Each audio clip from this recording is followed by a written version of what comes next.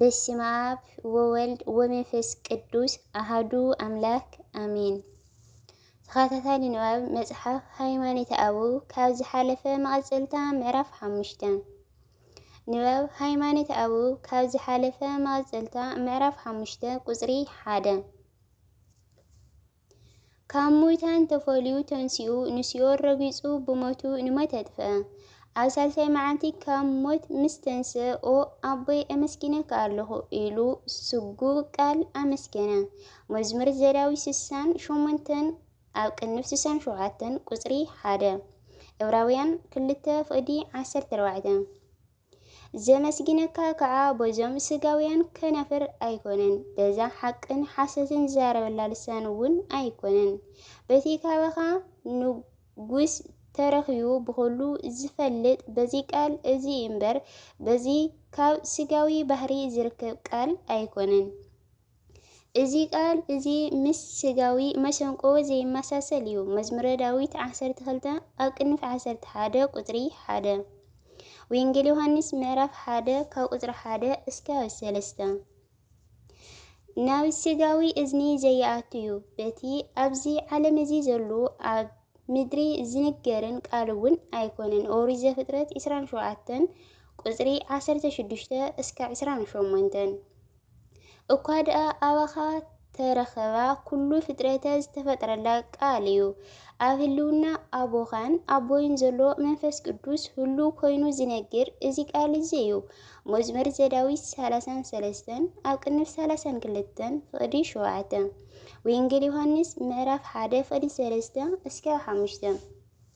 ባዕልኻ እትፈትውን ባዕልኻ እትምስገንን ንስኻ ኣብዚ ኢኻ እሞ ኩሎም ፍጹምን ክቡርን ዝኾኑ ወገናት ምእመናን ናባኻ ይጽልዩ። ኦሪት ዘጸአት 15 ካብ ፍቕዲ 11 ቀዳማይ ቆሮንጦስ 12 ፍቕዲ 11 ንኣኻ ፈታዊ ንኣኻ ኣቦ ንኣኻ መጋቢ ንኣኻ ረዳኢ ገይሮም ይጽውዑ። መዝሙር ዘዳዊት 99 ኣብ ቅንፍ 98 ፍቕዲ 5 እስካብ 9 ወንጌል ማቴዎስ 6 ፍቕዲ 9 እስካብ 13 ንኹሉ ፈጣሪ ኩሉ ንኣኻ ይግዛእ፣ ኩሉ ብቓልካ ተፈጠረ፣ ከምኡውን ቅድሚ ዓለም ዝነበርካ ንስኻ ኢኻ እሞ ብዘይካኻ ካሊእ ኣምላክ ስለ ዘይብልና ብሓቂ ንዘለኣለም ተነብር ንስኻ በይንኻ ኢኻ። መዝሙር ዘዳዊት 9 ኣብ ቅንፍ 89 ፍቕዲ 2 እቲ ሓላዊ ንኹሉ ሜላ ምስጢራትን ምእንቲ ክግለጽ ከምኡውን ምእንቲ ክትፈልጡን ክትረድኦምን ወይም ክትፈልጦምን ክትራድኦምን ኢየሱስ ኣብ ቅድሚ ምጽላዩ ቅድሚ ምዕራጉን ከምዚ በለ። እቲ ሓላዊ ነዚ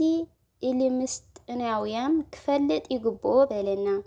እዚ ከዓ መእተውያት በሪ መንግስተ ሰማይ ማለት እዩ። ወንጌል ዮሐንስ 17 ፍቕዲ 16 እስካብ 20 ወንጌል ማቴዎስ 7 ፍቕዲ 13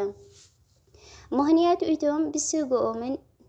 ብስግኡን ደሙን ዝተዛመድዎ ብጸሎት ቅዳሴ እውን ስሙ ዝጸውዕዎ መን ምዃኑ ብእዝኒ ልቦንኦም ምስ ዝፈልጡን ዝርድኡን ስለ ዝጥቀሙ እዩ። ወንጌል ሉቃስ 22 ፍቕዲ 19 እስካብ 20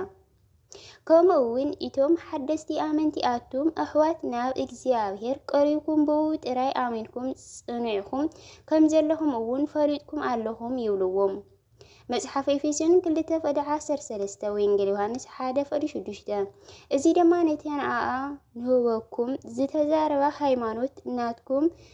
ንኽትገብርዋ እዩ። ወንጌል ዮሐንስ 3 ፍቕዲ 36 እዚ ከዓ ዓይኒ ዘይረአያ እዝኒ ዘይሰምዓ ብልቢ ሰብ ዘይተሓሰበት እግዚኣብሔር ነቶም ዘፍቀሮም ዘዳለዋ እያ። ትንቢተ ኢሳይያስ 64 ኣብ ቅንፍ 63 ፍቕዲ 4 ወንጌል ማቴዎስ 25 ፍቕዲ 34 ከምቲ ምስየን ካልኦትን ቅዱሳን ነቢያት ሃይማኖት ገንዘብ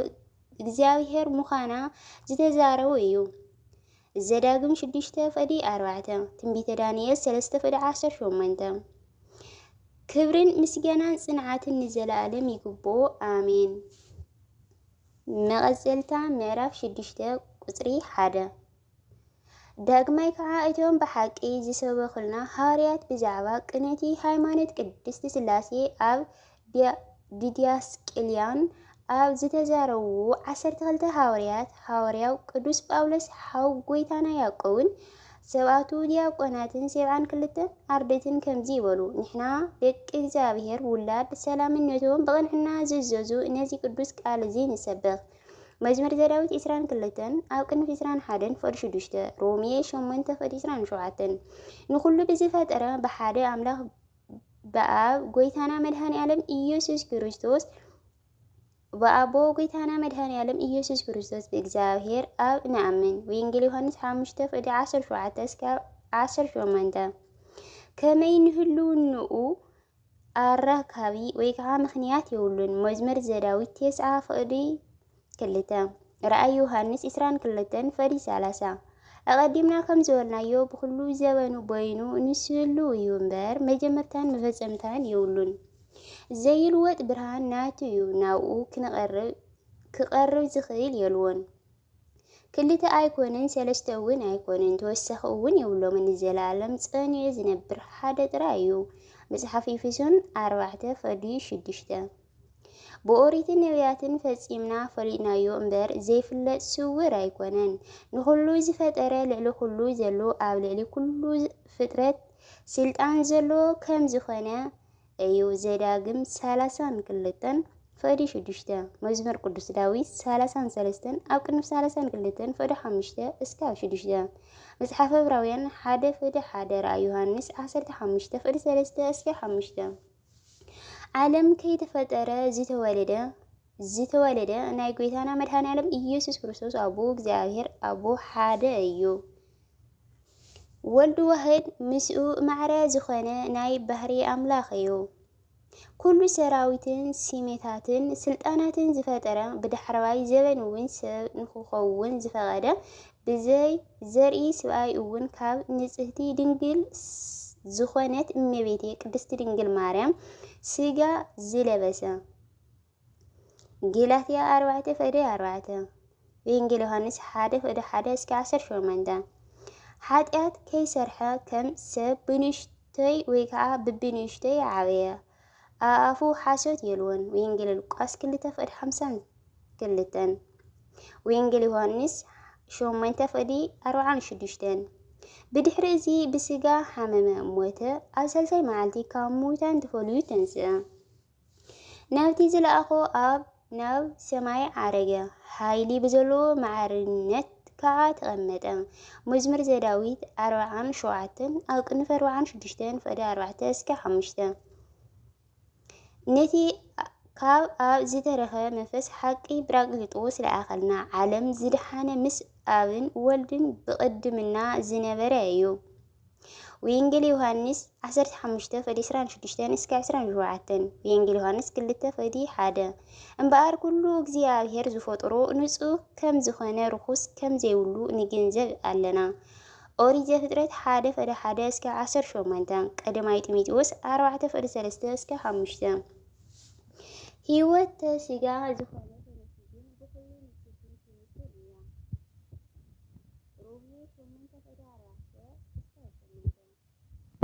نحن مستوى نفسي كم زخونات ميلاد وزخت كم زيولو نزارو علنا إبراهيم 10 فدي 4 هذي نفسي زاير معدان جواني فترة أريد فكرة حادة فتخليت كثرة زمان نبار نفسيها زيت موجود زيت الوطن نفسي كأنا كنجلا نفلت ماتيوس 10 فدي 28 እቶም ሃይማኖት ዝኸሕዱ መናፍቃን ንኹሉ ስርሖም ኩሉ ምፍልላይን ምልዋጥን ሕግን ዝገብሩ ንሳቶም በአና ጽሉኣት እዮም ወንጌል ዮሐንስ 1 ፈደ 10 እስከ 11 መጽሓፈቲቱ 1 ፈደ 10 እስከ 17 ከምኡውን ናይ ዝሞቱ ጻድቃንን ሓጥኣን ትንሣኤ ንኣምን ኣለና ኩሉ ከከም ግብሩ ፍርዲ ዝቕበለሉ መዓልቲ እውን ከም ዘለዎ ንኣምን ኣለና መዝሙር ዘዳዊት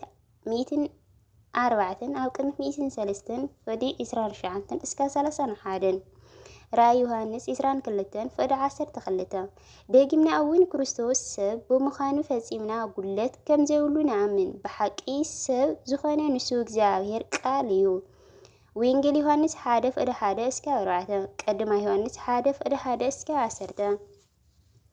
نسو ليكنا كانت نسب مسك زاوير أتعرق أوراويان كل تفر 10 شعاتا اسكا 10 شمانتا امبار نوريتن ننبياتن كفوزمم كم زمزن فلت علينا مو كم أيهود عين ناقرن ويم عين جزرن